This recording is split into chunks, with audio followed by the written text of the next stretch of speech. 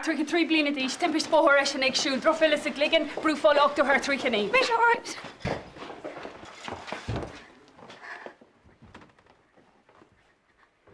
Tronk me go chael tau. Fan gyd. Fernie, wat doe ik door? Má wacht. Was het mar grums curas go Jeslam chud caiint sa fad beth gymach si feci agus ni. Fernie, niet tan loch. Niet loch de ene. Waar is Tarlin Timpisti? Oh no. An punch. Niet rolt je moor aan noten met je. Wie je raad dat voor je krunje wekker, maak je een mooi nog naar. Ja, wie? Wat heen? Dat het heen het lee.